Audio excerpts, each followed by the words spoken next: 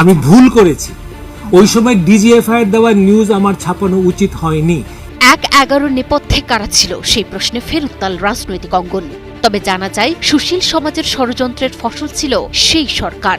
কৃত্রিম রাজনৈতিক অস্থিরতা সৃষ্টি, বিদেশে দেশের ভাবমূর্তি ক্ষুণ্ণ করতে জঙ্গি নাটক সাজানো এবং অসাংবিধানিক সরকারকে ক্ষমতায় টিকিয়ে রেখে বিতর্কিত রাষ্ট্র বানানোর অপচেষ্টায় মেতেছিল চক্রটি। তারা আর কেউ নয়, পরিচিত সুশীল সমাজের প্রতিনিধি এবং তৎকালীন ডিজিএফআই এর অঘোষিত মুখপত্র প্রথম আলো ও ডেইলি স্টার। আর এবার অপরাধীদের কাঠগড়ায় দাঁড় করাতে আন্তর্জাতিক ট্রাইব্যুনালে ঈদের পরেই দায়ের হচ্ছে মামলা, এমন তথ্য জানা যাচ্ছে। ২০০৭ সালের ১১ই জানুয়ারি বাংলাদেশের ইতিহাসে এক কালো অধ্যায়, যা ১/১১ নামে পরিচিত। তদন্ত কর্মকর্তাদের জিজ্ঞাসাবাদে রিমান্ডে মুখ খুলতে শুরু করেছেন সাবেক সেনা কর্মকর্তারা। আর তাতেই বেরিয়ে এসেছে ১/১১ নেপথ্যের ভয়ঙ্কর সব নীল নকশা, যেখানে ঘুরে ফিরে আসছে ৩ ম এর নাম। এদের একজন সাবেক সেনাপ্রধান জেনারেল মঈন-উ-আহমেদ হলেও আসল কারিগর ছিলেন সুশীল সমাজের তথাকথিত ২ প্রতিভু, প্রথম আলো সম্পাদক মতিউর রহমান এবং ডেইলি স্টার সম্পাদক মাহফুজ আনাম। এদের বাইরে ১/১১ সরকারের সময় যেসব অমানবিক ও মানবতাবিরোধী অপরাধ ঘটেছে তার নেপথ্যের অন্যতম মূল মহানায়ক ছিলেন লেফটেন্যান্ট জেনারেল অবসরপ্রাপ্ত মাসুদ উদ্দিন চৌধুরী। রিমান্ডে থাকা অবস্থায় সাবেক এই সেনা কর্মকর্তার জবানবন্দিতে এবার ফেঁসে যাচ্ছেন সুশীল সমাজের তথাকথিত এই ২ দিকপাল। তদন্ত কর্মকর্তাদের সূত্রে জানা গেছে, এই ২ সম্পাদকের পরামর্শেই সেদিন গঠিত হয়েছিল ফখরুদ্দিনের উপদেষ্টা মণ্ডলী। রাজনীতিবিদদের মাইনাস করা এবং একটি অনির্বাচিত সরকারকে দীর্ঘমেয়াদে ক্ষমতায় রাখার আন্তর্জাতিক নীলনকশা তৈরি করেছিল এই ২ পত্রিকা।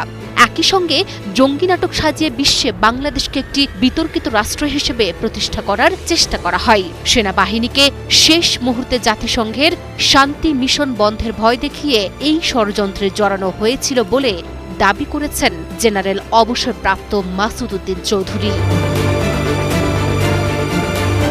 তাছাড়াও অভিযোগ উঠেছে ১/১১ পরবর্তী ২ বছর এই প্রভাবশালী পত্রিকা দুটি মূলত ডিজিএফআই এর অঘোষিত মুখপত্র হিসেবে কাজ করেছিল। গোয়েন্দা সেলে রাজনৈতিক নেতাদের উপর নির্মম নির্যাতন চালিয়ে আদায় করা বানোয়াট তথ্য কোনো প্রকার যাচাই ছাড়াই বিশেষ প্রতিবেদন হিসেবে ছেপে দেয়া হতো, যা পরবর্তীতে ডেইলি স্টার সম্পাদক মাহফুজ আনাম নিজেও একটি টকশোতে স্বীকার করেছিলেন।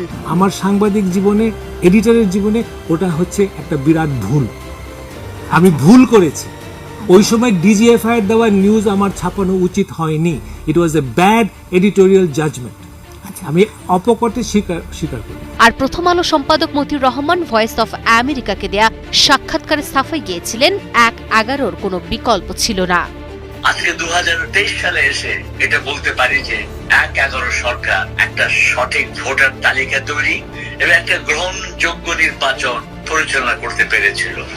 তাতে মানুষের অংশগ্রহণ ছিল, ১/১১ সরকার সফল হয়েছিল। তদন্তে আরও জানা যায়, দেশের প্রধান ২ রাজনৈতিক নেত্রীকে চিরতরে সরিয়ে দিতে -2 ফর্মুলার ক্ষেত্র প্রস্তুত করেছিল এই চক্রটি। বিএনপি নেতা তারেক রহমান সহ রাজনীতিবিদদের রিমান্ডে নিয়ে যখন বর্বর নির্যাতন করা হচ্ছিল, তখন মানবাধিকারের বুলি আওড়ানো এই সুশীলরা মেতেছিল বিরাজনীতিকরণের উৎসবে। দল ভাঙার খেলায় মেতে উঠে কুখ্যাত সংস্কারপন্থীদের দেয়া হতো ব্যাপক প্রমোশন। এছাড়াও সাবেক ডিজিএফআই প্রধান জেনারেল মামুন খালেদ জানান, ক্ষমতা দখলের মাত্র ৩ দিন আগে অর্থাৎ ৮ই জানুয়ারি সেনা সদরে মঈন-উ-আহমেদের সাথে ২ ঘণ্টারও বেশি সময় ধরে গোপন বৈঠক করেন এই ২ সম্পাদক। সেখানেই চূড়ান্ত হয় ক্ষমতা দখলের খুঁটিনাটি।